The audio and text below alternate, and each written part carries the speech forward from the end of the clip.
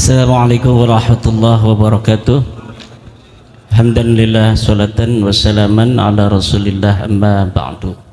Faya ashabal fadail, guru saya Kiai Islamuddin, beliau senior saya di PBNU. Kalau bahsul masail, beliaulah andalan PBNU untuk menghadapi berbagai macam masalah-masalah keagamaan di PBNU periode dari 2010 sampai 2021 beliau di PBNU. Beberapa kali saya mungkin beliau belum kenal karena saya masih perwakilan dari PW mengikuti bahsul masail, dan beliaulah yang biasa untuk memberikan deskripsi masalah yang akan dibahas dalam beberapa kesempatan bahsul masail. Terima kasih Yai Isom sudah menyempatkan hadir di tengah-tengah kesibukan bersama kita PWI Pringsewu pada hari ini, sehingga beliau meluncur dari Bandar Lampung menuju ke kampung halamannya di Pringsewu ini. Yang saya hormati Kiai Sufarman Abdul Karim, Sahibil Bait, Kiai Nur Ajiz, Pondok Pesantren Madinatul Ilm. Ana Madinatul Ilm wa aliyun babuha. Qala Rasulullah sallallahu alaihi wasallam atau kama qala.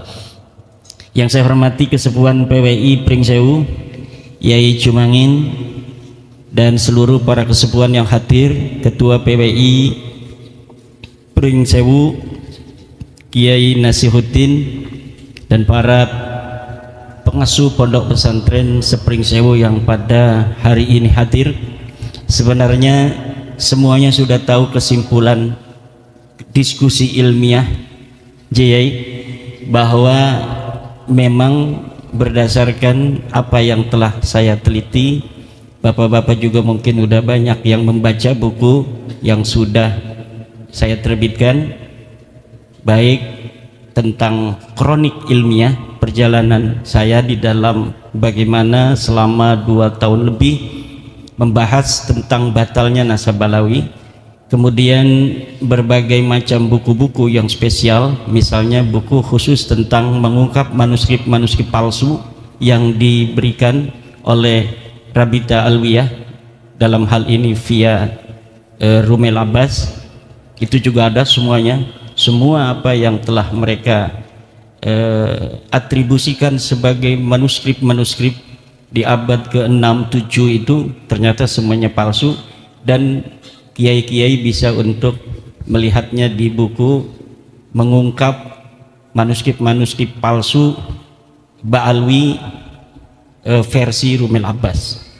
Kemudian juga buku yang terakhir yang kemarin, sekarang ini orang-orang lagi mencari buku itu, yaitu buku yang saya beri judul Ulama Nusantara Menggugat Nasab Palsu. Itu dalam beberapa bulan saja itu sudah hampir 1000, padahal harganya mahal ya. Harganya itu diterbitkan oleh penerbit teman saya itu, karena saya itu kan nggak biasa untuk menulis kemudian ingin dijual gitu, enggak. Pokoknya saya menulis, saya taruh di PDF, saya sebarkan agar bisa dibaca. Siapa aja yang mau mencetak silahkan, kan begitu. Akhirnya dicetak oleh teman saya, harganya 200.000, tetapi punya Rabita Alwiyah yang tebalnya hampir sama, harganya itu sampai 40.000 diturunin, nggak laku-laku. Tapi yang punya saya 200.000, bahkan sekarang dinaikin 210.000, saya lihat di Shopee itu malah makin dicari orang. Ini adalah sebuah indikator bahwa mayoritas masyarakat ini bersama kita, dan kesimpulannya sama, bahwa Ba'alawi bukanlah cucu dari baginda Nabi besar Muhammad sallallahu alaihi wasallam. Sebenarnya mereka sudah ada kesimpulan sendiri di hatinya. Jadi tesis saya ini dijadikan sebagai bumper aja. Ini ada padahal mereka udah dari dulu mungkin nggak percaya nih cucu Nabi tukang mintain duit begini, nggak percaya cucu Nabi ada yang nyolong motor orang, nggak percaya ada cucu Nabi. Semalam itu ada yang cerita di kampung apa di sana semalam acara, dia marawis, bawa anaknya perempuan, mohon ke kiai itu ke kamar mandi, ternyata nyolong duit di kamarnya kiai itu. Ini anaknya yang marawis ini, Habib itu. Nggak mungkin orang-orang yang menisbahkan diri pada Rasulullah kemudian mempunyai akhlak demikian. Nah, apapun itu sekarang buktinya sudah ada sebuah penelitian ilmiah. Sebelumnya penelitian firasah masing-masing itu sekarang sudah mendapatkan sebuah cantolan hukumnya yang secara ilmiah bahwa betul Ba'lawi ini bukan cucu Nabi. Dulu guru saya Yai Abuya Dimyati itu kalau ada Habib sini dulu ya incu Nabi ya, ini matanya dibuka dulu ya incu Nabi asli ya, itu artinya beliau nggak percaya, tetapi tidak pakai dalil, tidak pakai data, itu kasfan, maka tidak bisa untuk diikuti karena kasfan itu tidak bisa diikuti. Jangankan mukasafah hanya dalam masalah nasab, hanya dalam masalah Ramadan saja, walaupun bertemu Nabi, malam kita bertemu Nabi mengatakan besok adalah Ramadan, itu tidak bisa dijadikan dalil untuk bisa menjadi patokan orang berpuasa. Nah gitu. Jadi mimpi, kasab dan sebagainya itu laisat hujjatan lil hukmi. Nah, saya ini mengadakan penelitian ilmiah. Bener nggak ini Habib ini cucu Nabi? Ilmiah itu berdasarkan 3 hal. Pertama adalah dia harus bersifat logis, kedua harus empiris, ketiga harus pragmatis. Logis artinya masuk akal, yang empiris artinya berbasis fakta dan data, pragmatis artinya penelitian ini harus ada kepentingan umat yang diperjuangkan, harus ada manfaatnya. Nah, Ba'lawi mengaku cucu Nabi dengan segala akhlak yang mereka pertontonkan, pendawiran wama syabaha yang terjadi di berbagai macam lapisan masyarakat, bukan hanya di kiai, di pejabat, di pengusaha, termasuk yang paling empuk itu kiai, karena kiai itu husnudonya tinggi karena madhajnya manhaj ketum. Kalau yang manhaj ketum gampang ditipu, makanya jangan mau kalau dalam nasab ini pakai manhaj ketum. Ama ketum kita manhaj organisasi ikut beliau, tapi manhaj Ba'lawi jangan ikut ketum, karena kita bisa dijajah. Karena Ba'lawi itu hanya mau mengambil manfaat, mendawir, menekan, itu hanya kepada mereka yang masih husnudon. Kalau yang sudah merdeka, proklamasi saya keyakinan bahwa Ba'lawi bukan cucu Nabi, itu gendamnya Ba'lawi itu nggak bisa masuk ke kita. Gendam doktrinnya itu bahwa mereka cucu Nabi, kemudian mereka minta uang. Kalau misalnya nggak minta uang, kita ini sungkan, takut kualat, nggak barokah. Itu hilang apabila kita sudah proklamasi bahwa sesungguhnya Ba'lawi bukanlah cucu Nabi. Hal-hal yang mengenai penelitian ilmiah dan lain-lain saya serahkan pada Kiai Iman. Udah beres itu.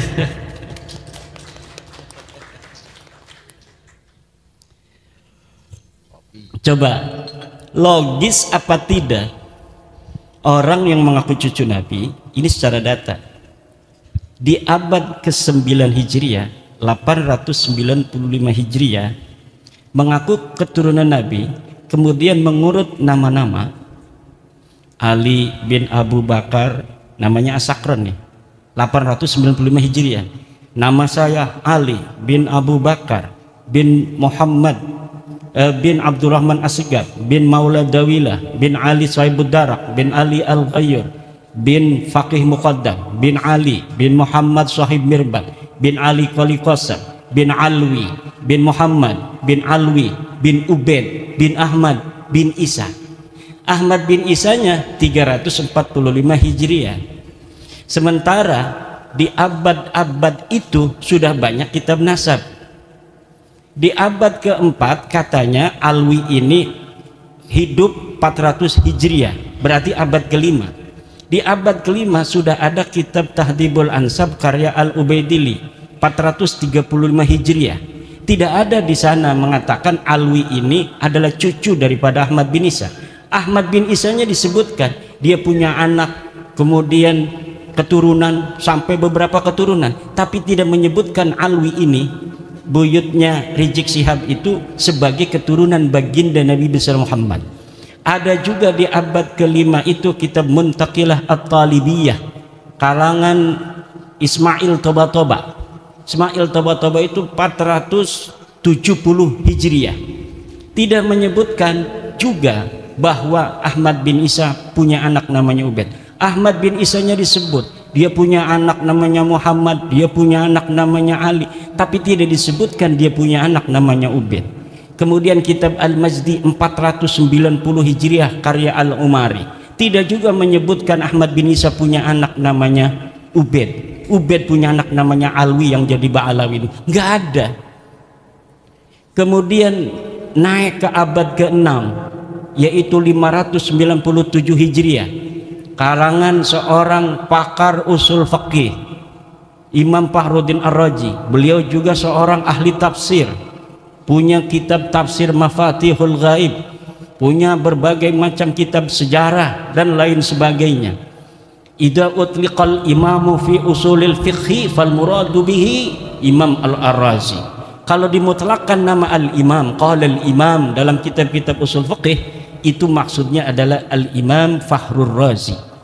Beliau menulis sebuah kitab berjudul Asy-Syajarah Al-Mubarakah wa hasala fihi anna aulada Ahmad bin Isa al-Muqibin munhasirun fi salasati bani. Anaknya cuma 3. Siapa? Muhammad, Ali, Husain. Itu 597 Hijriah beliau menulis kitab itu. Wafat 604 Hijriah. Beliau punya anak murid namanya Al-Fakhri, juga ngarang kitab namanya Al-Fakhri. Al-Marwazi nama murid beliau, itu 614 Hijriah. Di situ juga disebutkan nama Ahmad bin Isa dan tidak disebutkan Ahmad bin Isa ini punya anak namanya Ubaid, punya cucu namanya Alwi. Tidak ada, mereka tidak disebut keturunan Nabi pada 614 Hijriah. Kemudian ada kitab Al-Asili 700 Hijriah. Kemudian ada kitab As-Sabatul Muson 787 Hijriah. Kemudian ada kitab Umdatul Talib As-Sugra 828. Ada kitab Umdatul Talib As-Sugra karya orang yang sama, Ibnu Ainabah 828 Hijriah. Sampai abad ke-8, abad 9 awal ini tidak ada orang yang menyebutkan ahli nasab itu bahwa Ba'alawi keturunan baginda Nabi besar Muhammad SAW. Padahal mereka sudah ada itu di abad 9 itu, mereka sudah mulai mengaku sebagai turun Nabi. Ali bin Abu Bakar As-Sakran ini sudah mengaku keturunan Nabi di abad 9. Tapi orang-orang Yamannya saja itu tidak ada yang mencatat mereka sebagai keturunan Nabi di abad 9 itu. Maka saya sebutkan ada 550 tahun kosongnya riwayat antara pengakuan dan orang yang diaku. Orang yang diaku 345 Hijriah, mereka mengaku 895 Hijriah. Hitung pakai kalkulator 550 tahun. Itu kalau kita mau kasihan. Itu versi kasihan itu 550 tahun itu. Versi yang tidak kasihan dalam ilmu nasab itu, dalam ilmu nasab, sebuah kitab sejarah la yuqaddamu bihalin ala ma yusbituhun nasabun. Ilmu sejarah, sejarawan tidak bisa didahulukan dari apa yang telah ditetapkan oleh ahli nasab. Sedangkan Ali As-Sakran ini ngarangnya kitab sejarah tasawuf dan amalannya.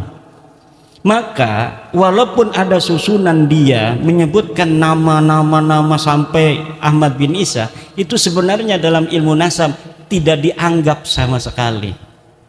Adanya nama mereka itu muncul dalam kitab nasab, dalam kitab Tuhfatut Talib 996 Hijriyah. Itu kalau dihitung 651 tahun. Cuma dalam kitab Tuhfatut Talib yang menyebut nama-nama mereka itu, Alwi sudah ada di situ tuh. Karena kan mengakunya 895 Hijriah. Kemudian 996 Hijriah ada masuk nama dia. Masuknya apakah berdasarkan maraji? Tidak. Orang yang mengarang kitab itu Tuhfatut Talib namanya As-Samarqandi mengatakan, saya melihat fi ba'dit ta'aliq, dalam sebagian kertas-kertas ta'liq.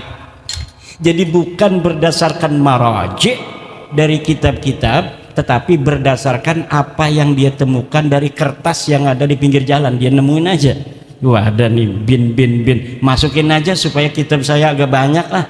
Itu hanya begitu saja. Di dalam ilmu nasab, ida urifal wadi'u intafal istidlal. Apabila ditemukan dan diketahui pemalsunya, maka istidlal itu hilang. Nah, kitab Tuhfatut Talib ini tidak bisa untuk dijadikan referensi.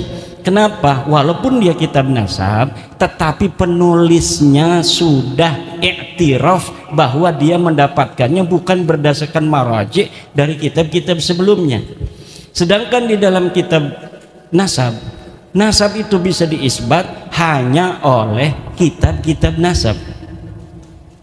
Jadi kitab-kitab nasab yang ada di sejak masa 199 Hijriah, Abnaul Imam fi Misrawasan, itu Abnaul Imam kitab aslinya yang kemudian pada abad kelima dipalsukan, katanya ini karya Yahya bin Ismail Toba-Toba, padahal itu karya Ibrahim Toba-Toba yang wafat 199 Hijriah. Itu sudah ada kitab nasab, 199 Hijriah sudah ada kitab nasab, ditulis semua keturunan Imam Hasan dan Imam Husain. Gak bisa orang masuk sembarangan. Kemudian ada kitab Nasabu Quraisy, ada kitab Nasab Bani Quraisy, ada kitab As-Sam'ani tentang nasab, ada kitab Siri Silsilatil Alawiyah 340 Hijriah karya Abu Nasr Al-Bukhari. Tapi di situ bukan masa di mana Ahmad bin Isa hidup, jadi kita nggak pakai sebagai dalil. Yang kita pakai dalil mulai daripada kitab nasab yang bisa diakses paling tua, yaitu Tahdzibul Ansab karya Al-Ubaidili 435 Hijriah. Jadi kitab-kitab nasab itu sudah menafikan mereka sebagai turun Nabi. Ini kata Hanif Alatas, kalau tidak ada yang menyebut, itu bukan berarti dia tidak ada. Kalau misalnya ada yang menafikan bahwa Alwi bukan cucu Nabi di abad 5, baru bisa diterima bahwa Alwi itu bukan cucu Nabi. Tapi tidak ada orang yang menafikan Alwi sebagai cucunya Ahmad bin Isa di abad kelima. Alasannya begitu.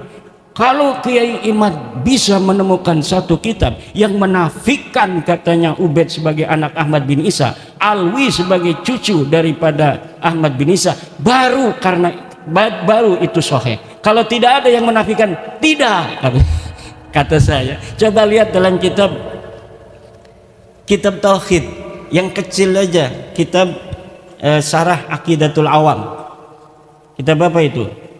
Karya Ibrahim Al-Laqani, Tuhfatul Murid ya. Tuhfatul Murid itu bagaimana? Sesuatu yang sah untuk dinafikan adalah sesuatu yang subut. Sesuatu yang bisa ditiadakan adalah sesuatu yang ada. Kalau sesuatu yang tidak ada itu tidak bisa ditiadakan karena dia sudah tidak ada secara ontologis. Sekarang ada yang tidak hadir, misalnya istri keduanya Kiai Suparman.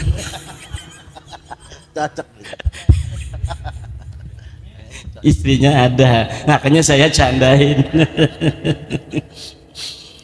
Misalnya Kiai Suparman punya istri dua, misal yang hadir cuma permaisuri, ada misalnya namanya Mesaro, misal kok Mesaro tidak ada. Nah, tidak ada itu karena memang tadinya ada. Tapi kalau memang sesuatu itu tidak ada, maka bagaimana sesuatu yang tidak ada kemudian kita nafikan? Itu dalam teori filsafat itu tidak logis. Kalamun ghairu mantiqiyyin, kalam yang tidak mantiki, yang tidak logis, tidak masuk akal. Nah, ini akan panjang ini karena semuanya sudah paham. Nanti kita di dalam diskusi aja bahwa begini kesimpulannya.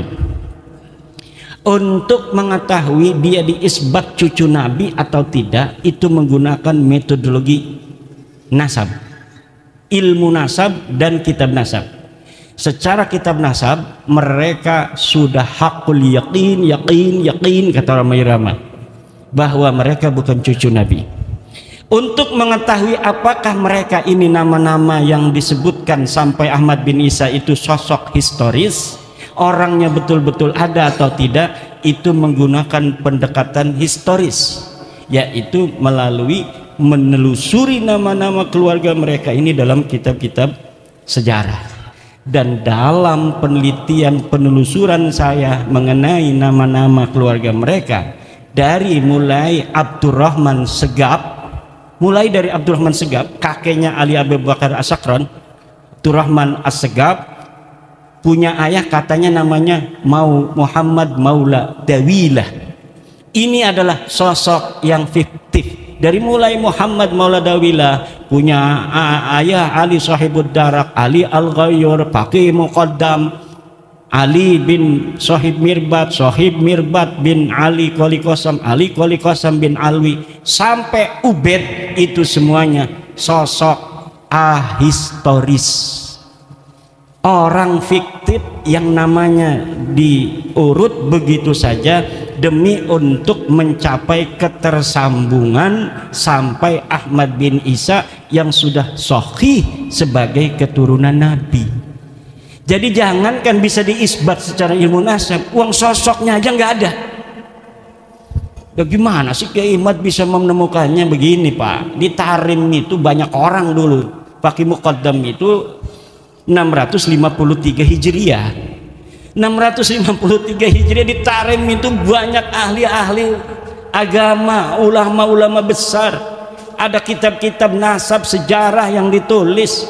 Kejadian apa saja yang terjadi di Tarim itu ada dalam kitab Al-Yafi'i, dalam kitab Tabaqat Fuqaha Yaman, dalam kitab As-Suluk, semuanya diterangkan. Ada kejadian pembunuhan para fuqaha 560 Hijriah itu, ada penyerbuan dari kerajaan membunuh para kiai-kiai karena perbedaan dalam cara pandang keagamaan.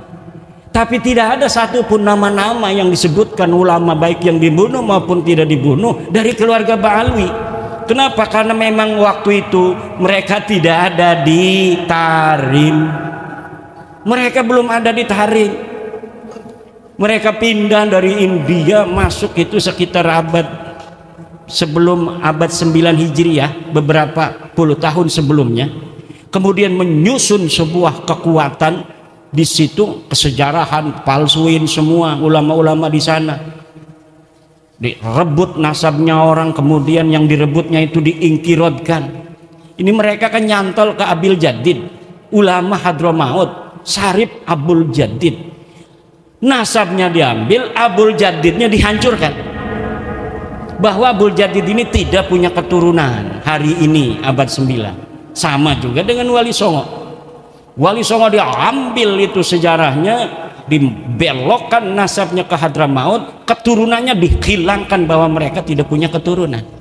Ini yang akan terjadi kalau tidak ada bab nasab 2022 dan tidak ada Kiai Suparman Abdul Karim di Lampung.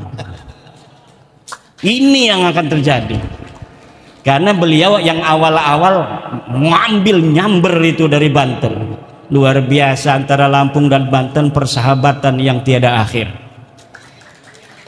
Dari zaman dulu, dari zaman Sultan Maulana Hasanuddin, bukan di Banten dulu punya istrinya, di Lampung dulu. Di Lampung dulu, beliau itu punya istri di Lampung. Karena istrinya putih, anaknya putih. Kemudian dia dinikahi nama ayahnya dengan anaknya Raden Patah Demak. Ya namanya orang Demak kan ya kayak orang Demak nih banyak tuh. Nah, datanglah ini dari Lampung si putih ini. Siapa kamu? Haryadila. Siapa kamu? Saya anaknya Sultan Hasanuddin. Anak dari mana? Dari Lampung, istri Lampung yang gak ketahuan. Putih amat katanya. Akhirnya kata orang Banten, ini bukan anak orang, ini anak jin katanya. Jadi Sultan Hasanuddin lagi di hutan katanya nemu wanita cantik padahal bukan orang. Jadi jin, dia nggak sah jadi sultan, nggak bisa karena bukan sempurna manusia. Itu begitu politik zaman dulu tuh begitu, bikin hoak-hoak gitu, framing gitu, demi agar yang jadi sultan adalah anak dari Banten, Maulana Yusuf. Nah, tetapi persahabatan itu kemudian Maulana Yusuf menaruh anak-anaknya di Lampung. Kemudian Maulana Muhammad Nasruddin perang dengan penjajah di Palembang. Palembang ini lagi mau dijajah nih sama musuh. Itu yang ngebantu dari Banten dengan Lampung. Lampung, siap kita perang membela Palembang. Dari Lampung, siap. Lah ini sekarang ini nih, jangan-jangan ini cucunya waktu dulu itu.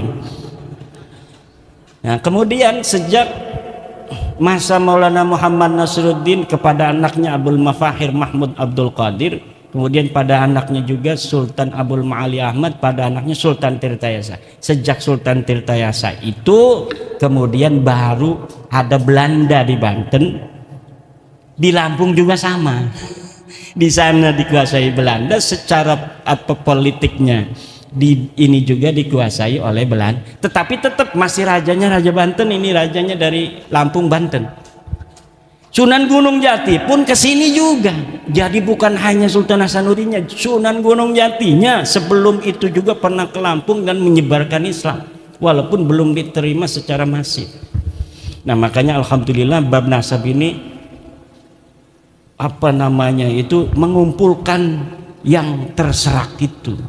Sejarah-sejarah kesatuan kesejarahan Nusantara ini hari ini kembali menjadi perhatian semua bangsa.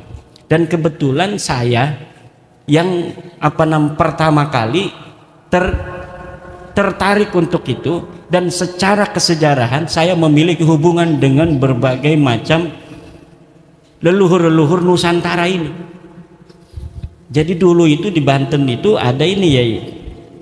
Jadi ada Sumedang, Banten, saingan. Tapi ada orang yang turunan Sumedang dan turunan Banten. Ini yang menjadi pengadem-ngadem, yem-yem. Dan itulah leluhur saya. Jadi yang bisa bikin adem ini. Kemudian dengan Mataram. Dengan Mataram saingan juga walaupun saudara, sama-sama keturunan Pemanahan, Ki Ageng Pemanahan. Tapi kemudian beberapa generasi Banten dan Mataram bersaing. Siapa yang bisa untuk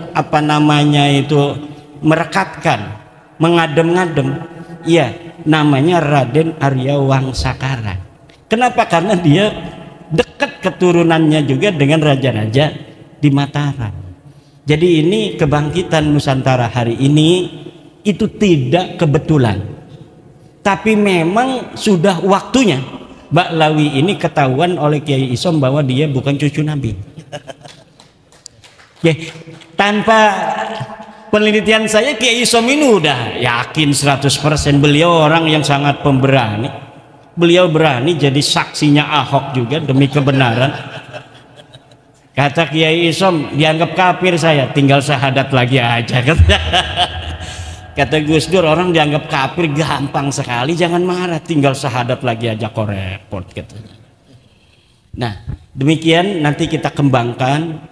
Nah, satu lagi itu dari nasab, sejarah fiktif kan, orangnya nggak ada. Jangan hadarat pada orang-orang yang tidak ada. nanti ngeliang-ngeliang ininya nih, Fatihah kita kemana-mana nggak diterima langit, nggak terima bumi. Ila hadrati faqih muqaddam. Jangan hadaratin dulu, buktikan dulu ada apa tidak itu orang. Nggak ada. Orang sibuk ngomong faqih muqaddam kafir. Ditanya sama Gus Aziz Jazuli, Kiai gimana faqih muqaddam, setuju nggak kalau dia kafir? Kata saya nggak setuju. Kenapa ya? Karena memang orang kafir itu harus punya taklif, mukallaf, syahsun, harus ada jongotnya ini.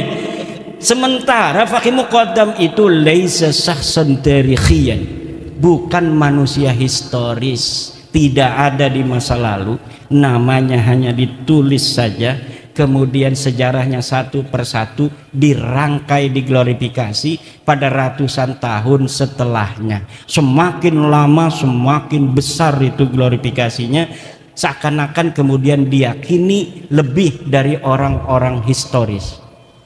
Padahal orang ini sama sekali tidak ada. Tetapi kenapa hari ini orang kalau hadarat faqih muqaddam kerasa masuknya? Itu perasaan-perasaan input informasi yang selama ini menjejal di dalam alam bawah sadar. Karena manusia itu bahkan mengalahkan Syekh Abdul Qadir Jailani. Karena manusia itu Pak, apa yang dia simpulkan adalah apa yang masuk daripada informasi-informasi yang tersedia.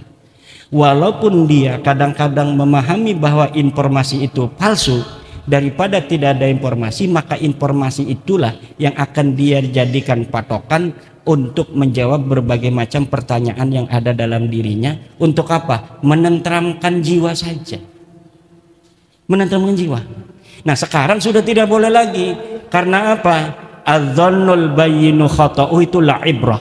La ibrata bidzannil bayyini khata'uhu.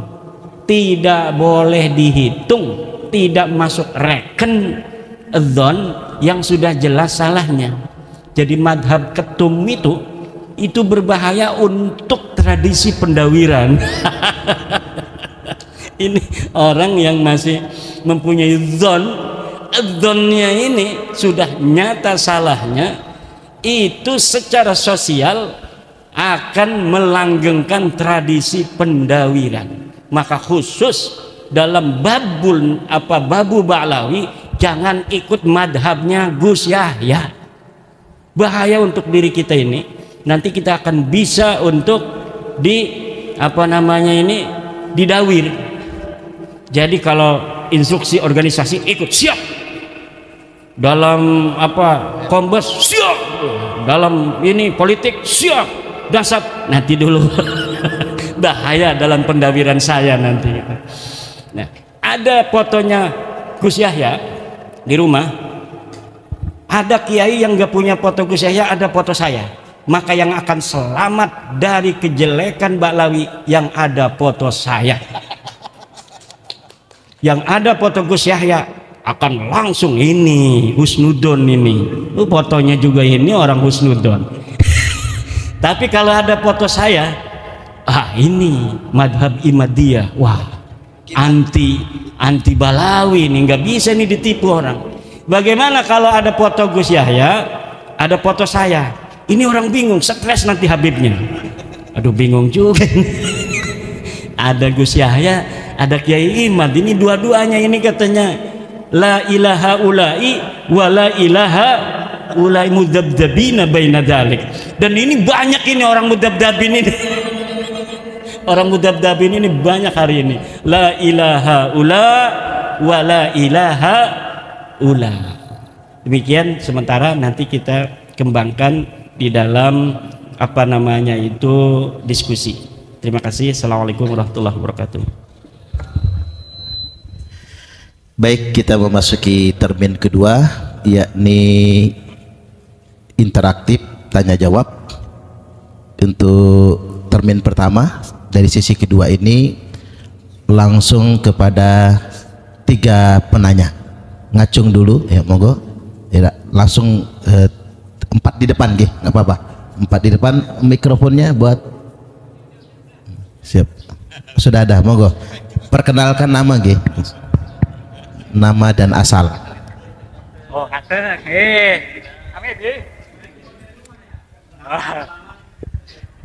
Assalamualaikum warahmatullahi wabarakatuh. Waalaikumsalam warahmatullahi wabarakatuh.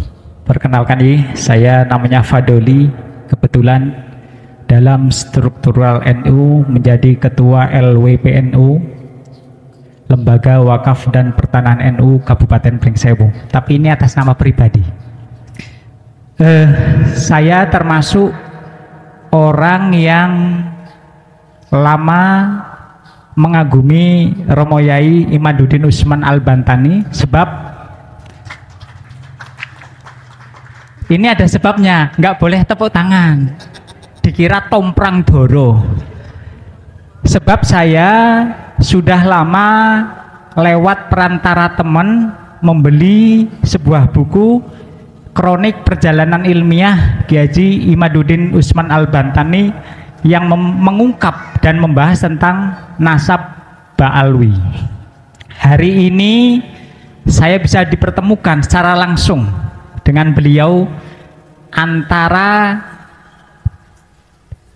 teori ilmiah yang dihasilkan dengan hari ini langsung dengan orangnya, alhamdulillah energik, gagah.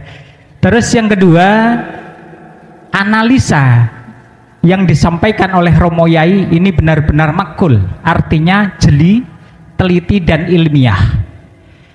Oleh sebab itu ada hal yang sampai detik ini masih ganduli. Ini karena Pringsewu ini orang Jawa semua rata-rata masih ganduli atau termemori di dalam pikiran saya.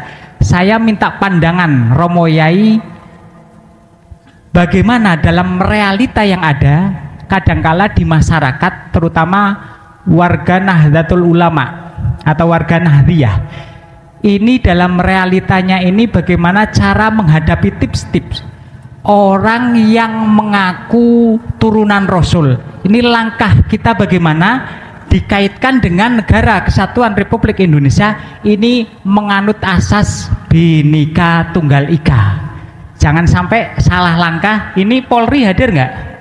Jangan sampai nanti teguran kita mengganggu Kamtibmas. Ini langkahnya gimana? Karena kita menganut asas Bhinneka Tunggal Ika. Satu. Yang kedua, diskusi ini adalah menjaga kesucian nasab Rasulullah Shallallahu Alaihi Wasallam. Yang ini secara pribadi saya memperoleh input, masukan secara pribadi, umumnya untuk seluruh hadirin, karena tidak semua orang ahli dan memahami tentang ilmu nasab. Tujuan diskusi ini ialah untuk memberikan pencerahan pada kita. Yang pertama, pencerahan intelektual. Yang kedua, pencerahan emosional. Yang ketiga adalah pencerahan spiritual. Harapannya supaya kita mampu membedakan asinnya garam dan asinnya upil. Iya, garam asinnya endingnya sehat karena yodium. Upil saya cocok dengan yang disampaikan oleh Kiai Haji Isomuddin. Ini kalau upil ini asin tapi penyakit, jangan sampai penyakitan kita. Maka diskusi ini bukan hanya sekedar tepuk tangan. Saya sangat cocok bagaimana ini nanti Yai dan Gus Isomuddin atau yang lain forum, kita harus ada action nyata. Apa aplikasi action nyatanya? Setelah diskusi ini coba bikin sebuah petisi, pernyataan, tanda tangan supaya negara hadir untuk bagaimana ini tidak jadi fenomena dalam masyarakat. Kita bikin pernyataan yang ditembuskan ke PC, PW, PCNU, PWNU, PB, supaya negara hadir dengan instrumen yang ada, Kemendagri, Jaksa Agung, Kementerian Agama, untuk mendorong supaya oknum-oknum yang mengaku dzurriyyatur Rasul diadakan tes DNA. Ini kayaknya sangat efektif. Cocok. Ojo mung tepuk tangan toh, action nyata nanti.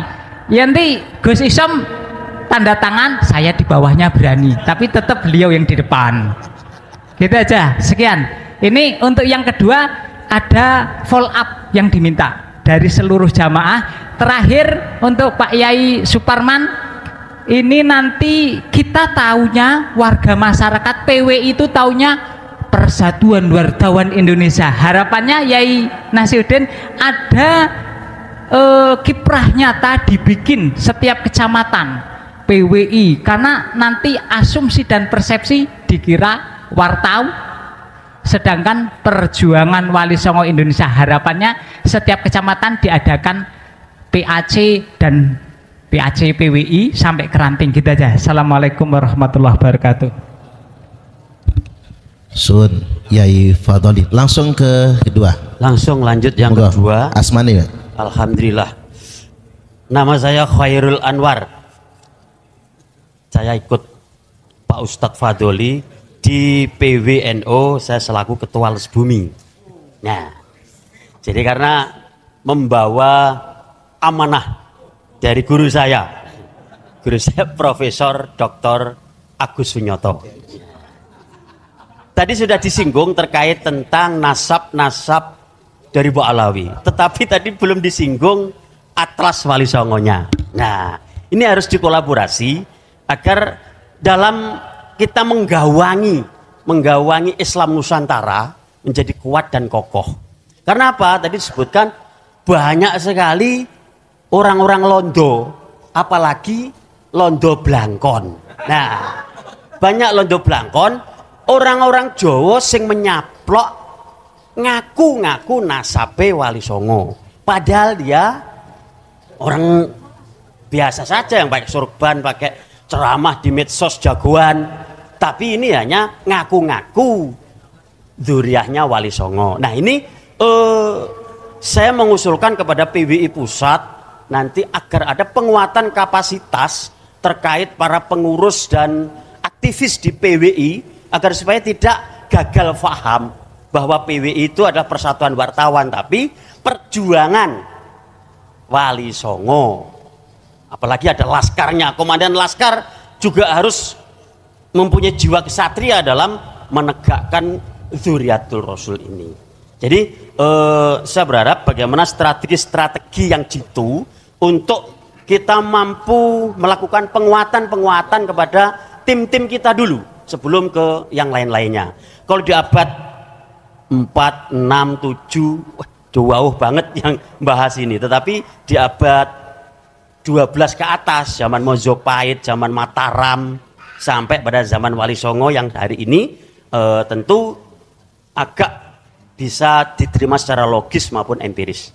Terima kasih, pertanyaan dari saya seperti itu, agar supaya nanti ada strategi khusus dalam penguatan untuk agar kita bisa membumikan Islam Nusantara, Les Bumi biar masuk ke seluruh pelosok negeri. Terima kasih. Assalamualaikum warahmatullahi wabarakatuh. Matosun Kiai Khairul Anwar. Yang kedua tadi masih di depan semua. Masih di depan semua. Ada 4 depan, 4 dulu nggih. Nuwun sewu niki kula kalih ngadeg nggih. Nggih. Supaya jelas. Biar masuk TV. Masalah bahasane kula ya ora iso jelas. Wong Jawa ora jelas Jawane, Indonesia orang ngerti tatanane. Maaf Kiai.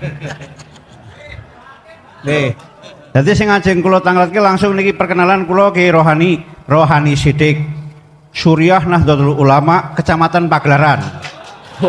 Nggih. Hebat kan?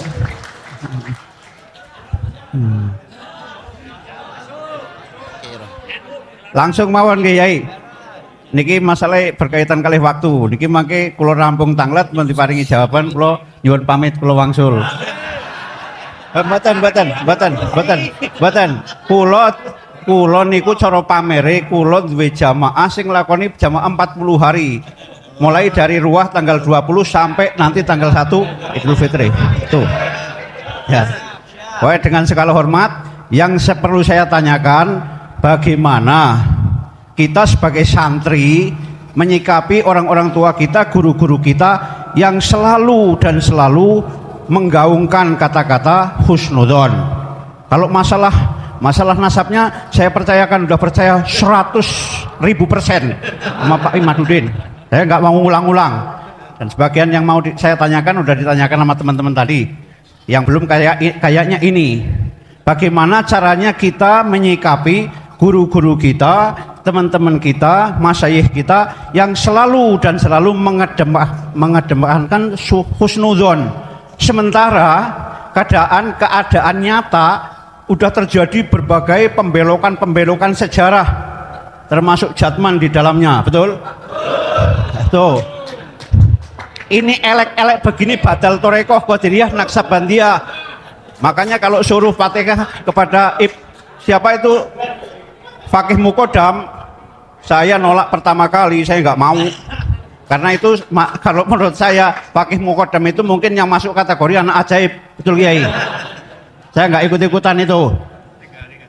Ya, yang penting saya tanyakan itu Kiai, bagaimana? Karena kebanyakan kiai-kiai, santri-santri seperti saya itu masih takzim pada gurunya, takut kalau lawan gurunya nanti su'ul khotimah. Ilmunya nggak bermanfaat. Udah itu saja. Yang lain sudah diwakili teman-teman. Assalamualaikum warahmatullahi wabarakatuh. Assalamualaikum warahmatullahi wabarakatuh. Sun Yai Rohani. Yang terakhir keempat, monggo. Assalamualaikum warahmatullahi wabarakatuh. Waalaikumsalam warahmatullahi wabarakatuh. Nama saya Muhammad Khalil dari Ngadiluih. Jadi perbatasan Pringsewu bagian utara. Yang pertama, saya dengan rasa senang banget karena satu alma mater dari Pelamunan ada yang maju sebagai mujaddid menandai 100 abad NU. Alhamdulillah, semoga selalu dijaga dan mendapat pertolongan dari Allah Subhanahu wa taala. Yang kedua, Yai, yang saya tanyakan, bagaimana saya ini murid atau santri dari Thariqah Sadiliyah. Sementara mursyid sekarang sudah jelas banget melakukan pemalsuan makam dan banyak menyimpangkan sejarah. Apakah masih saya teruskan untuk thariqah saya ini? Sekian saja. Assalamualaikum warahmatullahi wabarakatuh. Waalaikumsalam warahmatullahi wabarakatuh. Satu lagi Yai. Tadi ketinggalan satu lagi. Bagaimana respon pemerintah kita selama ini setelah ada viralnya makam dipalsukan, tokoh-tokoh dipalsukan, udah seberapa jauh pemerintah kita merespon atau mungkin bertindak? Itu saja. Oke, monggo matur nuwun. baik, saya ingatkan sedikit. Pertama dari Kiai Fadoli, bagaimana cara menghadapi orang-orang yang ngaku keturunan Nabi Sallallahu Alaihi Wasallam agar tidak terjadi konflik dan tetap terjaganya Kamtipmas. Jadi jangan sampai terjadi konflik.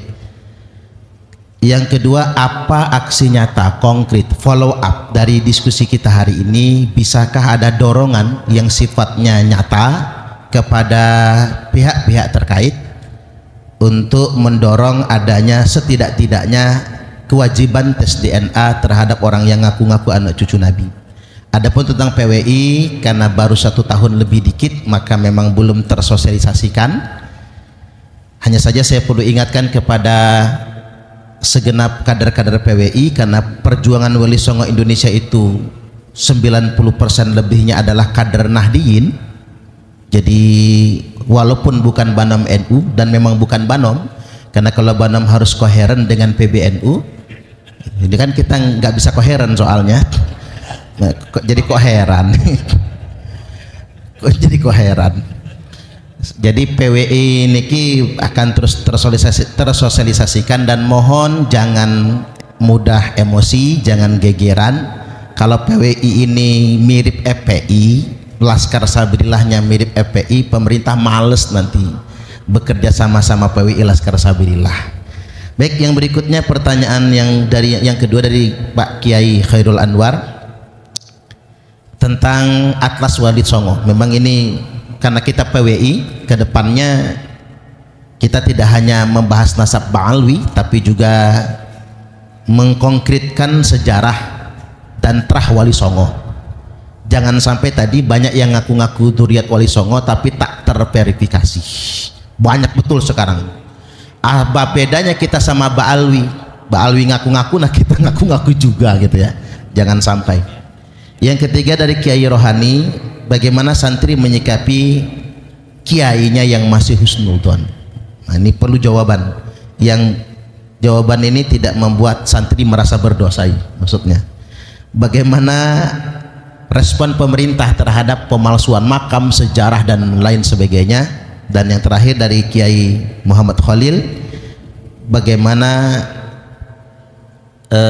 apakah thariqah beliau masih bisa dilanjutkan, karena mursidnya ini bukan hanya memalsukan makam, tapi mursidnya juga belum pernah berbaiat. Jadi mursid Saziliyah yang beliau berbaiat itu beliau pun belum pernah berbaiat. Monggo Kiai silakan. Untuk Kiai Fadli, kata Syekh Imam Ibnu Hajar, yambaghi likulli ahadin ayyakuna lahu khiratun fi hadan nasabi syarif hatta la yantasiba ilai ahadun illa bihaqqi. Wajib bagi kita untuk memiliki sebuah kepedulian, kecemburuan terhadap nasabnya baginda Nabi Muhammad sallallahu alaihi wasallam, sehingga tidak bernisbah kepada Nabi seseorang kecuali dengan benar. Ada orang yang mengaku turunan Nabi, bagaimana sikap kita? Jangan langsung hormatin. Bahkan ada yang haram untuk kita menerimanya, sama dengan kedudukannya dengan hadis palsu. Hadis itu tidak boleh seorang khotib di dalam mimbar Jumat membawa hadis palsu kecuali dengan menjelaskan kepalsuannya. Begitu pula dengan nasab palsu. Kita tidak boleh mengatakan Habib ini duriat Nabi, kata orang, tidak boleh. Tapi Habib ini duriat Nabi tapi palsu, begitu. Harus menyebutkan kepalsuannya itu. Begitu kita meneliti apa nasab-nasab yang mengaku kepada Nabi, apa hukumnya? Sama dengan meneliti orang-orang peneliti tentang hadis Nabi. Imam Bukhari, kenapa Imam Bukhari itu meneliti hadis Nabi? Karena hadis Nabi banyak yang memalsukan. Ada kepentingan madhab, ada kepentingan daerah, ada kan hadis-hadis tentang fadilah Syam. Nah, orang-orang Najd pengen juga ada hadisnya, bikin hadis palsu. Orang-orang dari daerah Maroko bikin juga, orang dari Banten, afdolun nasi fi Nusantara Banteniyun. Nah, bisa aja, tapi diverifikasi apa betul ini Nabi dulu pernah mengatakan demikian. Bagaimana caranya? Untuk meneliti hadis kita menggunakan cara verifikasi hadis. Adakah ittisalus sanad baina rawin wa rawin? Kemudian makul apa tidak? Mukhalifun lil Quran apa tidak? Mukhalifun lil ijma apa tidak? Kalau mukhalifun lil qiyas fihi khilaf. Tapi mukhalifun lil Quran dari sisi matannya itu jelas hadis itu merupakan ciri-ciri wadah, ciri-ciri palsu. Begitu pula dengan orang yang mengaku turunan Nabi. Lah, orang mengaku turunan Nabi, ane cucu Nabi, ane mau haul abah, ane butuh sapi 3. Udah, kiai 1 supaya barokah pondoknya banyak santrinya. Kenapa sih sehari ini kiai-kiai itu masih ada yang menganggap dirinya banyak santrinya karena barokah itu? Karena mereka mengungkapkan keberkahan itu. Jadi ketika masuk ke dalam pikirannya kiai itu, yang sering ngomongin keberkahan itu adalah para kabib-kabib yang dawir ini. Jangan-jangan memang saya berkahnya dari dia. Padahal keberkahan dia karena daripada doa gurunya, doa orang tuanya, doa masyarakatnya, doa muridnya. Itu seakan-akan dilupakan semua. Karena ibunya hanya mendoakan, tapi dia tidak pernah mengatakan ibu selalu mendoakan engkau supaya barokah. Tidak. Gurunya juga begitu. Tetapi si kabib-kabib ini selalu mendemonstrasikan seakan-akan mereka lah orang yang paling berjasa bagi kita. Dan itu bukan hanya untuk level pondok pesantren, bahkan level Indonesia. Level hari proklamasi. katanya itu berkah daripada Habib Alwi Kuitang, namanya Habib Ali bin Abdurrahman Kuitang, bahkan diusulkan 2018 sebagai calon pahlawan nasional. Kemarin sudah terbukti dari KTLF dari Belanda bahwa dia adalah antek Belanda, dapatnya pun lebih hebat daripada Utsman bin Yahya. Kalau Utsman bin Yahya dapatnya penangnya itu cuma 1, Habib Ali bin Abdurrahman Kuitang dapatnya 2, dan ini bisa dikonfirmasi di Leiden Library yang ada di internet. Masuk bapak-bapak, kiai-kiai ke perpustakaan Leiden yang ada di internet, kemudian klik digital collection, tulis Ali bin Abdurrahman Al-Habsyi Kuitang, muncul itu fotonya dengan 2 bintang penghargaan dari Ratu Belanda. Itu 2018 mereka ingin sudah bahwa dari mereka ada yang jadi pahlawan nasional. Ditolak sama Departemen Sosial, Kementerian Sosial. Seorang Balawi lagi dari Kalimantan, dia usulkan hampir aja 2021-2022 itu akan diangkat. Akhirnya turun para sejarawan, Profesor Anhar Gonggong. Ini bukan pejuang. Sultan siapa namanya itu? Sultan Hamid. Ini adalah pengkhianat bangsa Indonesia. Itu sudah mau diangkat jadi pahlawan nasional. Karena apa? Bahaya kalau orang-orang yang tidak seharusnya menjadi pahlawan kemudian dianggap pahlawan hanya karena dia diangkat sebagai pahlawan nasional. Ini adalah untuk sedikit demi sedikit mereka merampas daripada kesejarahan kita. Orang-orang yang dulu tidak pernah berjuang bahkan berada di dalam barisan Belanda kok hari ini pengen menjadi pahlawan. Pengkhianat masa lalu hari ini hanya dengan cerita palsu dan kualat modalnya kemudian akan menguasai daripada kesejarahan kita. Ini yang terjadi, Kiai Fadli. Jadi aneh cucu Nabi mana susunan silsilahnya? Oh ini pakai muqaddam fiktif. Mana tes DNA-nya? G India itu mah gitu orang kasus. Mana sejarahnya? Kitab-kitab sejarahnya husnudzon aja nggak mau. Begitu, itu harus tegas kita. Kemudian untuk Kiai Les Bumi, emang Les Bumi ini ketuanya sekarang ini Kiai Jadul Maula itu adalah ketua lembaga Banom NU yang berani ngundang saya di pondoknya di Kaliopak. Dia nggak takut-takut ngundang saya di sana di Kaliopak. Akhirnya ditegur, kenapa ngundang Kiai Imam? Kiai, waduh saya ditegur ini. Biarin aja kata saya, masa anak buahnya Kiai Agus Sunyoto takut. Kita akan bicara tentang Kiai Agus Sunyoto. Itu beliau punya penelitian panjang tentang para orang-orang yang mengaku sebagai turun Nabi. Kenapa? Karena Wali Songo diatribusikan ke Ba'alawi oleh kaum Ba'alawi. Kemudian Profesor Agus Sunyoto ini meneliti secara manuskrip masa lalu bahwa ditemukan kapan itu dibelokkannya Ba'alawi, Wali Songo ke Ba'alawi. Itu sama dengan hasil kesimpulan saya. Itu baru di antara 1930 1969. Apa itu? Hari produktifnya Salim bin Jindan. Karena apa?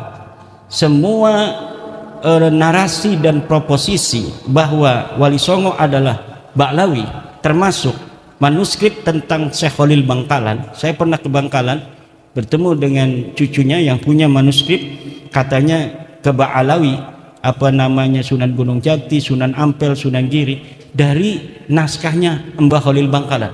Kata saya, ini siapa yang nulis? Apakah Mbah Khalilnya? Bukan, ini seorang Habib namanya Salim bin Jindan. Itu sebelum bab nasab. Rumel itu katanya punya manuskrip arba'innya Syarif Abil Jadid. Itu pun ditulis oleh Salim bin Jindan 1930 1969. Mana kalau berani Rumel bawa sini itu manuskrip. Manuskripnya kan sudah ada itu di blog santri itu punya PBNU dulu. Bukan di blog, di web Desantri apa-apa namanya itu. Bahwa Salim bin Jindan punya sebuah kitab hadis yang dipoto oleh apa namanya itu wartawan dari PBNU, kemudian ditaruh di internet, kita bisa akses sampai sekarang. Saya bandingkan dari sisi penelitian teks dan tekstualitas bahwa tulisannya itu sama dengan tulisan Salim bin Jindan, manuskrip yang dibawa oleh Rumel di Rabita Alawiyah ketika debatan itu. Saya screenshot, saya bandingkan, identik bahwa ini adalah tulisan Salim bin Jindan. Siapa Salim bin Jindan? Salim bin Jindan telah diteliti oleh para pakar-pakar dari Ba'lawi sendiri. Aiman Al-Habsi, Muhammad Al-Habsi menyimpulkan bahwa Salim bin Jindan orang yang mempunyai penyakit melankolia, yaitu orang yang selalu membayangkan sesuatu terjadi dari ruang hampa, kemudian dia yakini sebagai sebuah kebenaran, kemudian dia catat. Jadi karena ada yang mengatakan di abad 9, yaitu Ali Asakron, bahwa Syarif Abdul Jadid yang seorang muhaddis ini adalah sepupu daripada leluhur mereka, maka mereka kemudian membuat sebuah kitab yang riwayat sanad hadisnya itu seakan-akan misalnya Alwi menerima sanad dari Syarif Abdul Jadid, padahal Alwi ini tokoh fiktif. Syarif Abdul Jadid ini adalah tokoh historis yang ditulis oleh para sejarawan. Tapi Salim bin Jindan membuat 40 hadis yang riwayat-riwayatnya itu memasukkan di situ nama-nama tokoh-tokoh fiktif dari Ba'lawi ini. Dan itu sudah diteliti oleh orang Ba'lawi sendiri. Karena dari tokoh Ba'lawi juga kan ada sejarawan. Walaupun mereka juga, saya sudah dapat menyimpulkan tukang bohong juga. Mereka tukang bohong juga, tapi kalau ada saingannya berbohong, mereka juga nggak mau. Mereka membongkar, itu bohong katanya. Kenapa? Mereka nggak mau dikalahkan bohongnya kan. Nah itu sudah jelas bahwa penelitian apa namanya Kiai Agus Sunyoto almarhum itu sudah menurut saya tinggal disempurnakan. Beliau memang ada, ini ada riwayat Wali Songo ke Balawi. Selain itu ada riwayat Wali Songo ke Musa Al-Khadib. Kenapa sampai banyak begitu? Karena Wali Songo ini seksi. Wali Songo ini seksi, banyak orang yang mau mengatribusikan dirinya pada kesejarahan Wali Songo. Untuk apa? Keunggulan klan, keunggulan daerah dan lain sebagainya. Bahkan kaitan Wali Songo dengan Aceh itu diputus 100%. Padahal Wali Songo dan Aceh itu ada kaitan. Tapi kenapa sama sekali sekarang tidak ada orang bicara Wali Songo, bicara Aceh? Nama Cempa, bahwa Sunan Ampel berasal dari Cempa, itu dibelokkan jauh ke dalam pedalaman Vietnam. Padahal telah ditemukan sebuah kesimpulan ilmiah bahwa pada abad ke-14 di Cempa itu belum ada Islam.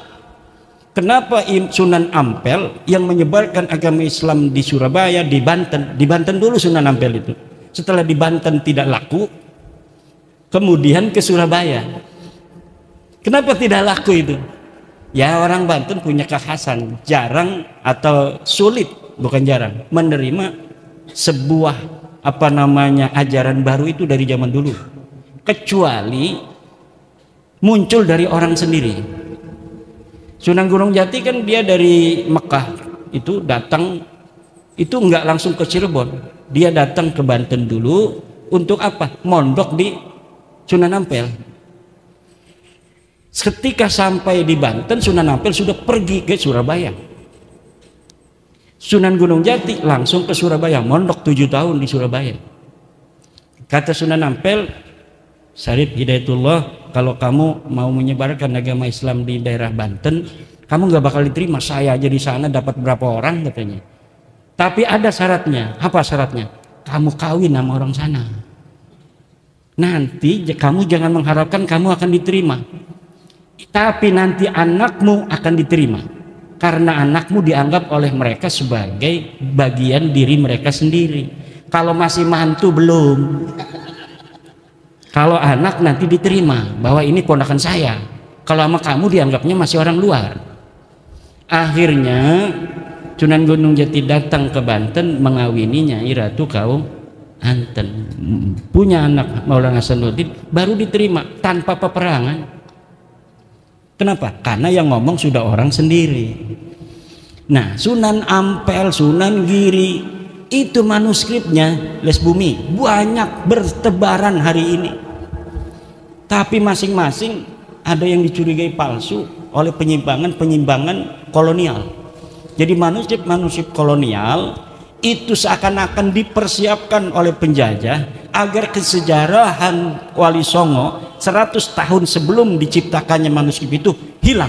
Jadi kita diputuskan kesejarahannya dengan Wali Songo. Tapi saya yakin sejarah-sejarah asli Wali Songo masih ada. Wali Songo masih ada sejarahnya. Tidak mungkin semuanya bisa dihancurkan. Tidak mungkin. Bagaimana caranya agar terbuka semuanya? Apa yang telah diawali oleh Profesor Agus Sunyoto itu kita lanjutkan lagi. Les Buminya jangan takut. Yang bicara DNA pertama kali siapa? Kiai Agus Sunyoto. Cari itu di YouTube-nya masih ada. Kalau ngaku cucu Nabi, tes DNA dulu katanya. Itu apa maksudnya? Dia udah nggak percaya dari dulu sebelum Imaduddin Usman. Cuma gagal, dia bukan orang Banten, jadi ngomongnya nggak sembarangan kayak saya. Jadi PBNU ini harus berwarna-warni. Kalau semuanya orang-orang Jawa belah sana, ya kebanyakan Angga Ungguh. Husnudon aja, husnudon aja.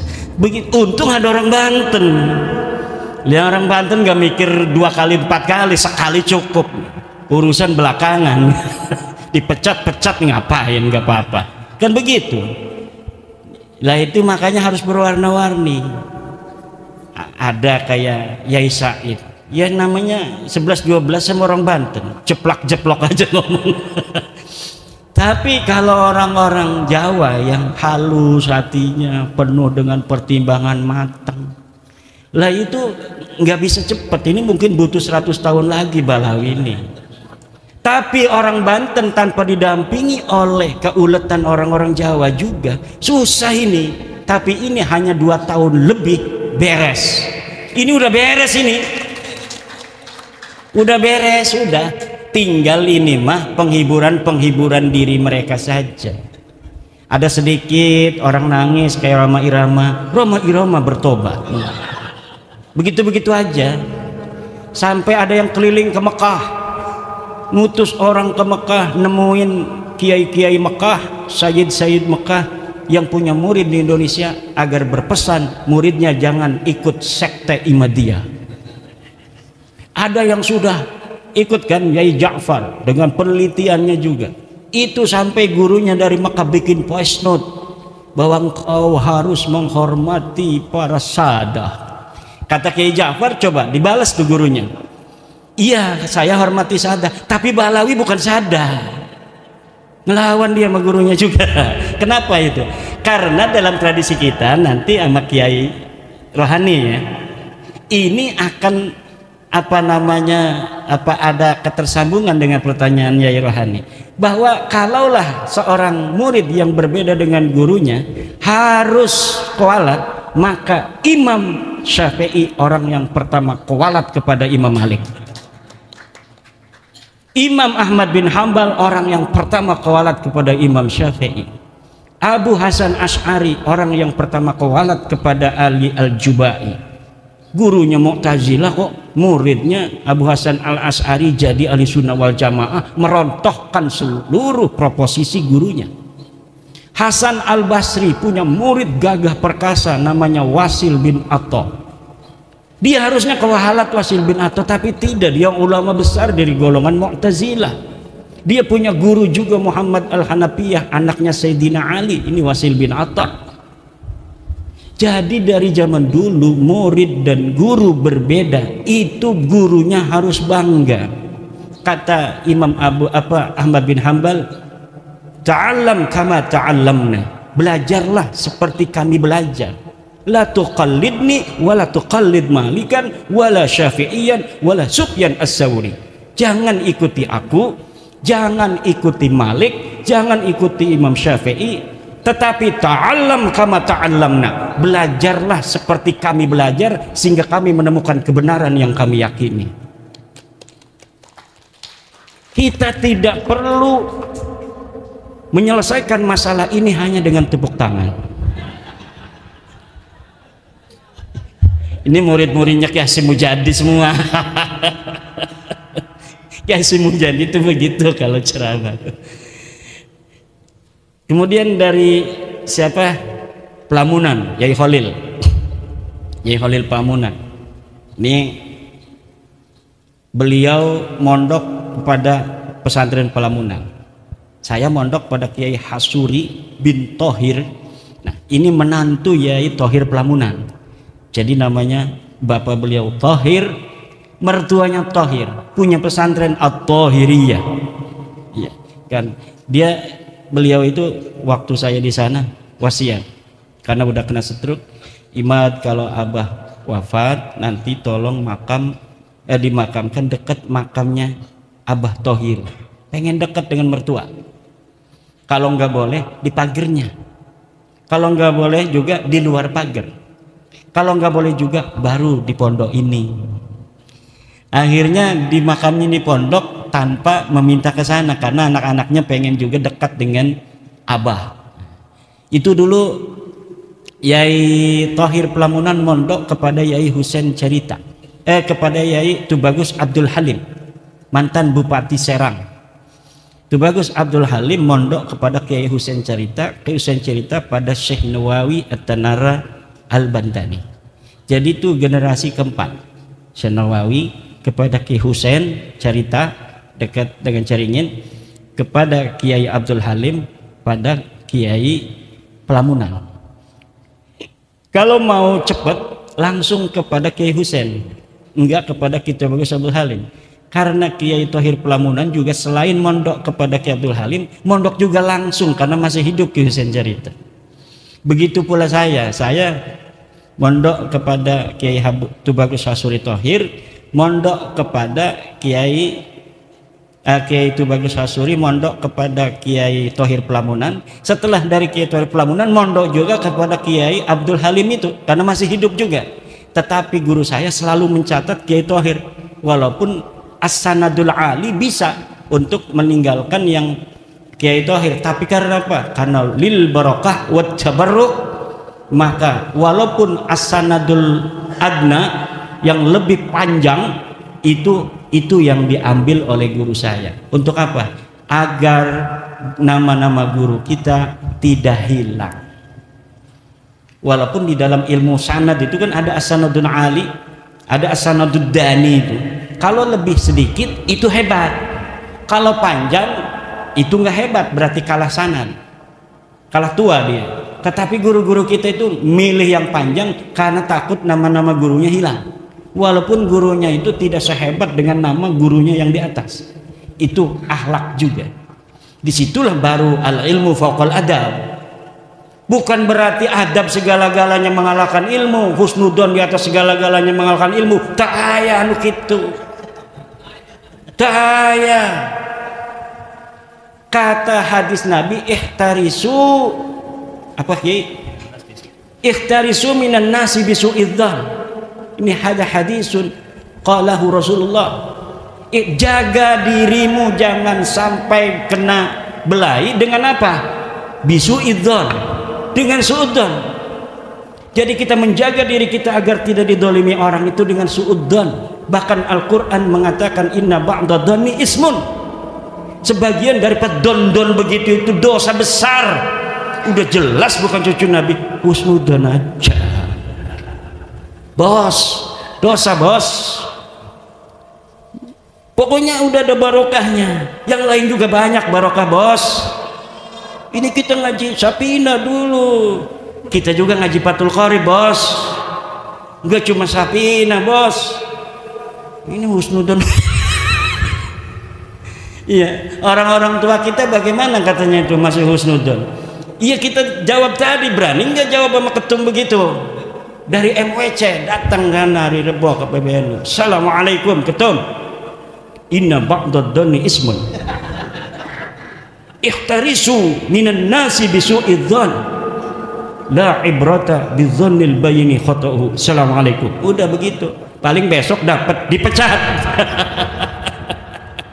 Ini jangan-jangan ketua les bumi dipecat besok. Berani nggak dipecat? Dah.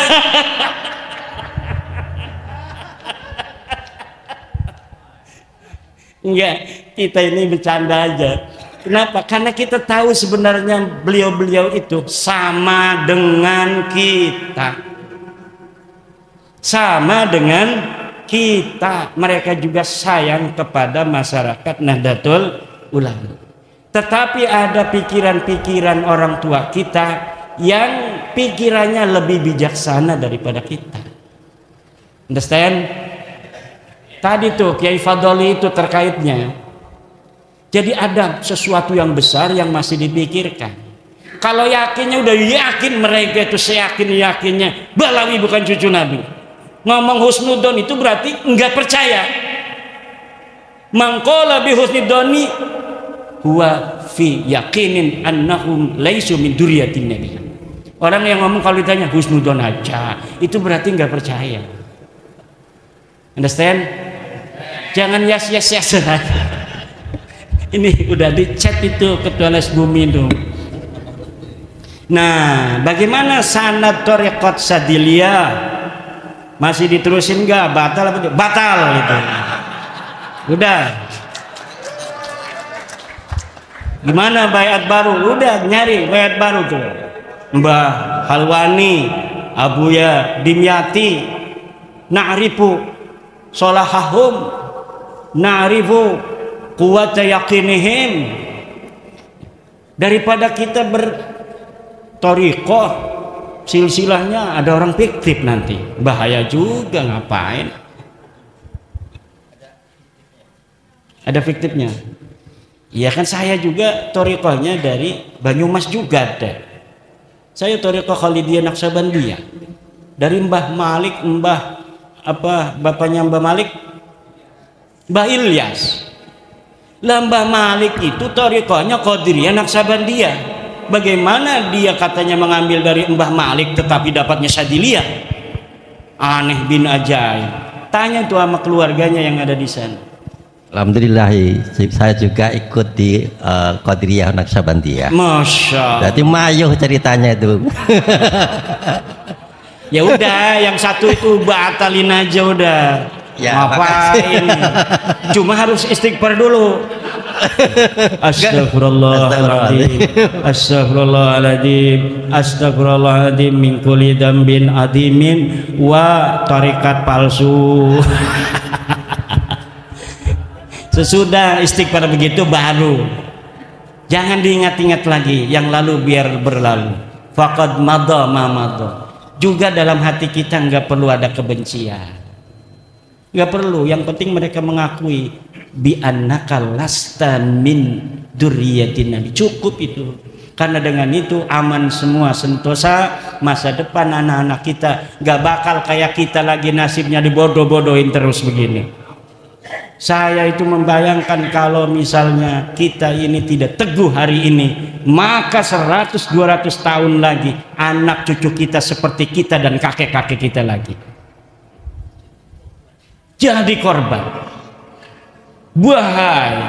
Gak mau saya anak-anak cucu saya nanti dijadiin kayak kita, kayak orang tua kita kemarin-kemarin, dihina-dina.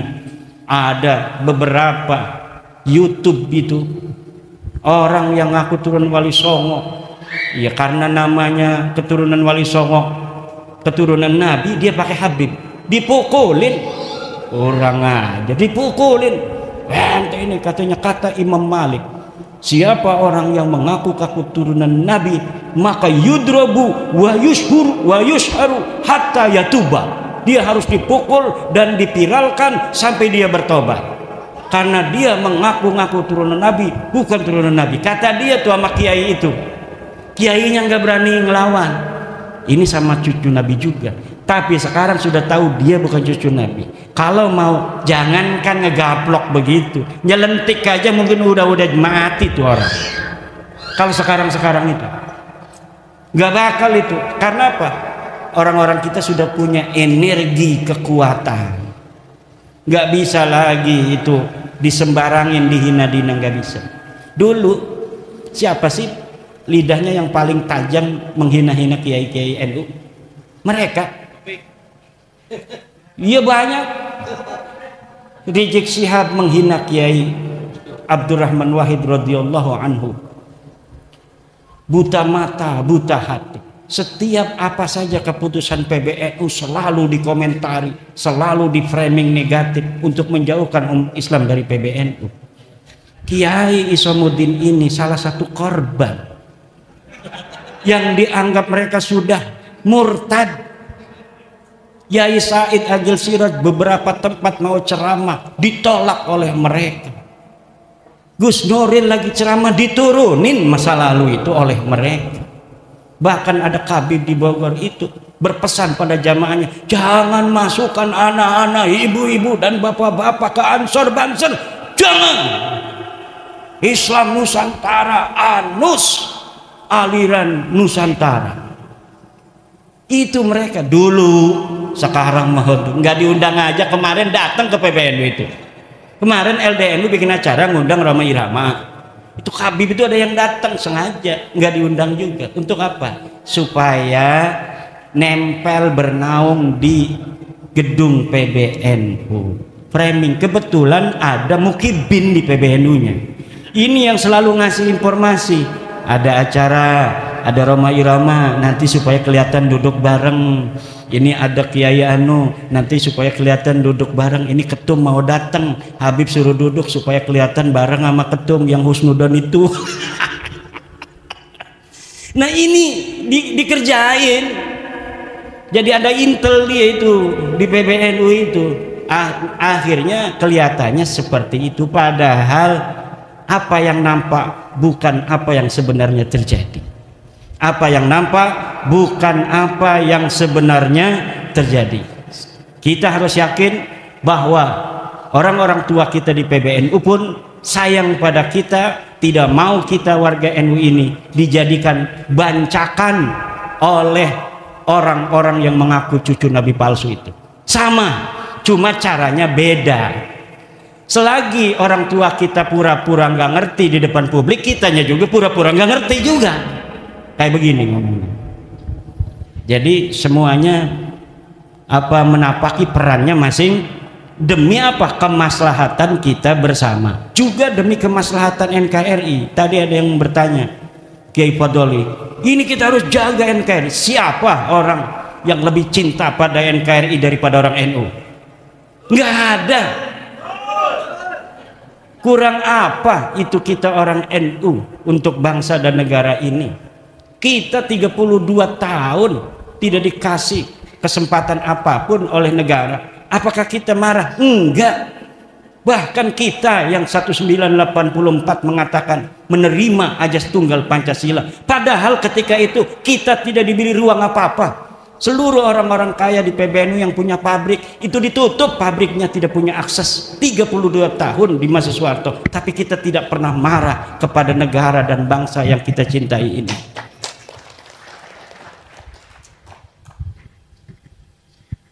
Semua peran-peran sosial, peran ekonomi, semuanya dihapus oleh negara pada saat itu kepada kita PBNU. Kita nggak pernah marah. Bahkan kita menguatkan negara.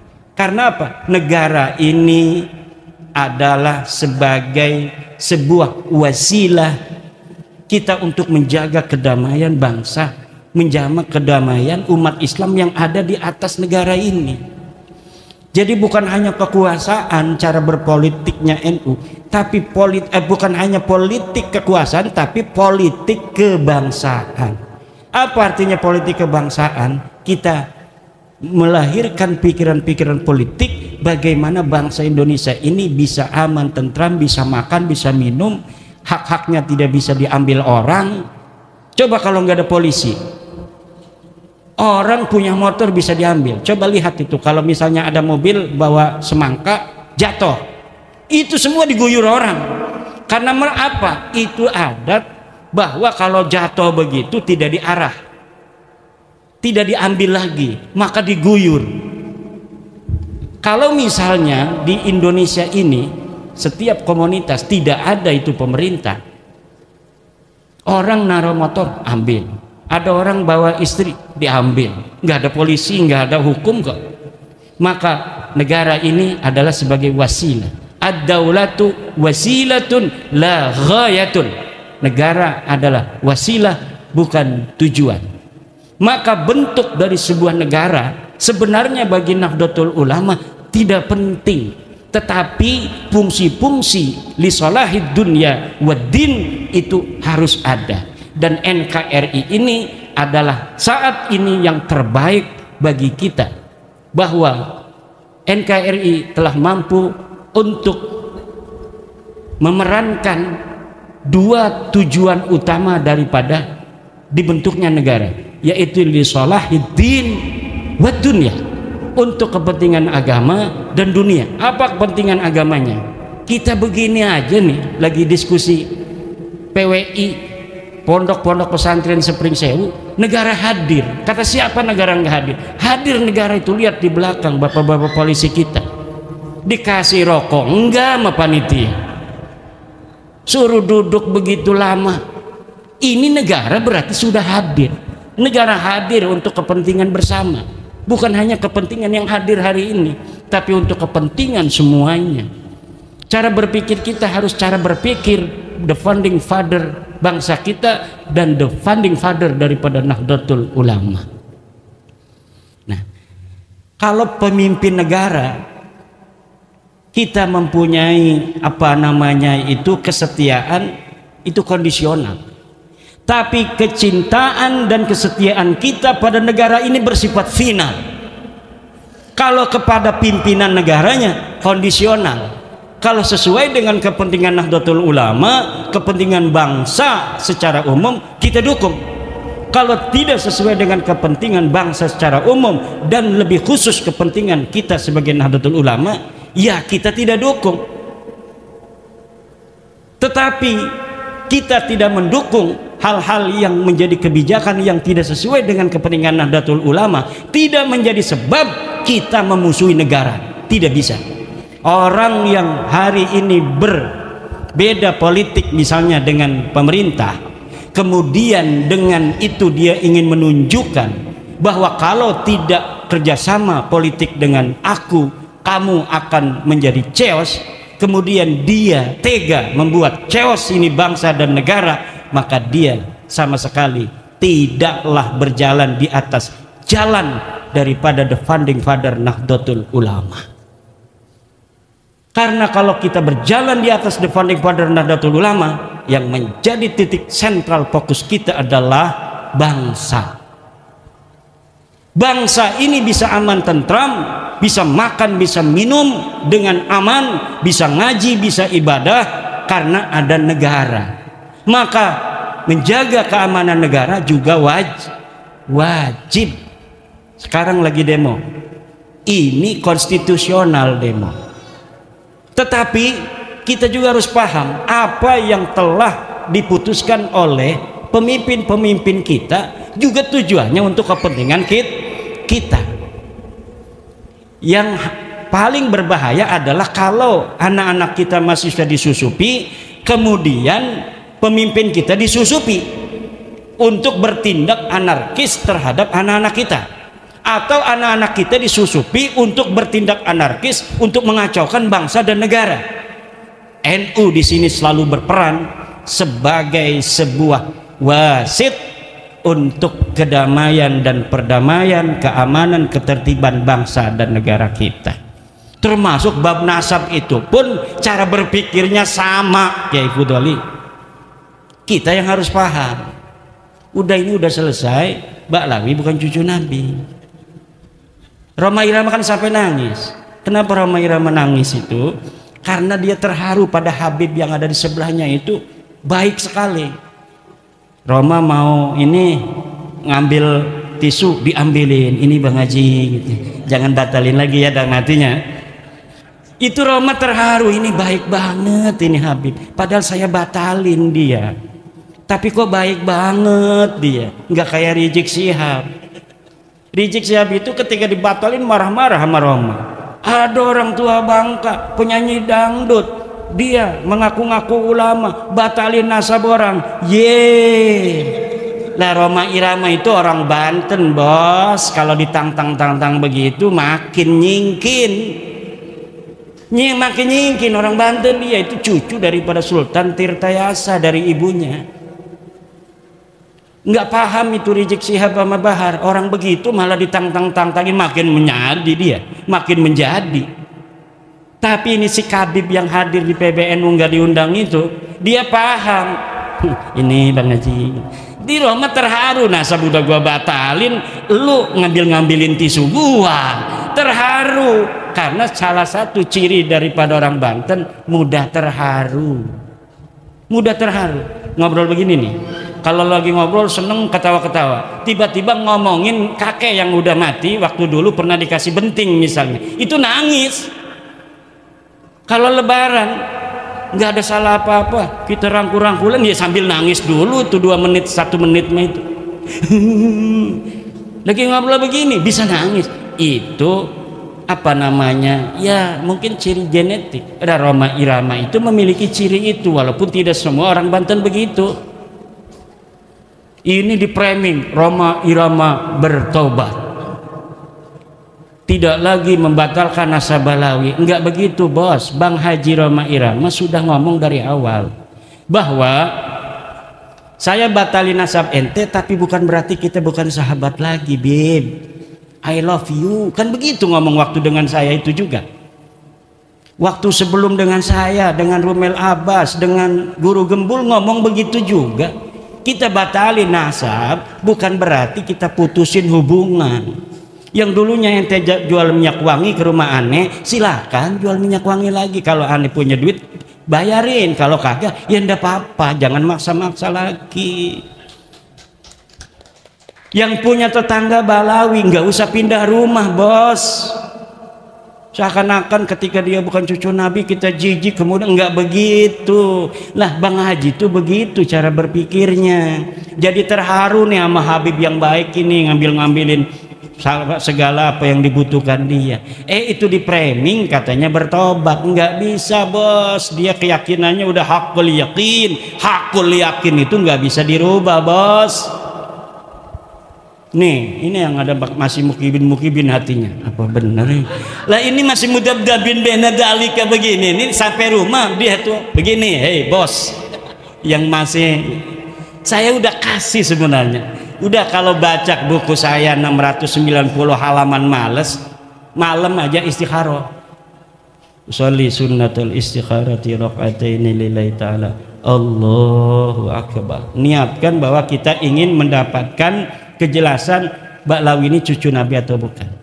Kemudian setelah itu salam, berdoa, ya Allah, aku memohon daripadamu yang maha tahu, saya bingung banget mengikuti diskusi di Pringsewu, Kiai Imad menerangkan dengan Kiai Isom, hati saya tersayat, saya tidak terima bos. Ya Allah, katanya Ba'lawi bukan cucu Nabi, ya Allah. Saya bertanya sekarang kepadamu ya Allah yang maha tahu, yang maha rahman, apakah Ba'lawi ini cucu Nabi atau bukan? Wassallallahu alaihi wasallam. Kayak Allah aja jawab begitu. Yang jawab Allah, nanti jangan kita. Nah, nanti coba, walaupun tidak mimpi, fa'alhamaha fujuraha watak. Jadi kalau model-model kita, kalau dikasih mimpi ketinggian derajat, paling-paling di dalam hatinya ini sudah mengkristal nanti sebuah keyakinan akan sesuatu. Dan saya yakin keyakinan itu adalah Ba'lawi bukan cucu baginda Nabi besar Muhammad sallallahu alaihi wasallam. Istikharah juga melahirkan keberanian, karena kita menyandarkannya sudah kepada Allah subhanahu wa ta'ala. Kalau kita menyandarkan hanya kepada cara kita berpikir, belum kita menyandarnya pada Allah, kita takut salah. Jangan-jangan Kiai Imad ini salah. Udah istikharah saja, wahai para kiai, jangan banyak-banyak, cukup 2 rakaat saja berdoa yang sebenar-benarnya doa. Ya Allah, ya Rabbi, saya ngelihat Kiai Imad ini pengen ngegintes saja ya Allah. Saya ini sudah muhibbin, sudah berpuluh-puluh tahun akan diberantas oleh Kiai Imad, Kiai Parman di Lampung, ngeselin ya Allah. Mohon petunjuk darimu, apakah benar Baklawi ini cucu Nabi ataukah bukan? Ini bukan buat Kiai Saroni, Kiai siapa? Rohani. Tuh yang di belakang ada mukibin. Jangan-jangan itu petugas kita dari Polri itu juga masih mukibin. Tolong istikharah Pak Polisi. Insya Allah hanya dengan 2 rakaat Allah akan beri jawaban. Ini sudah jam 1. Wallahu wal muwaffiqu ila aqwami thoriqin. Wassalamualaikum warahmatullahi wabarakatuh.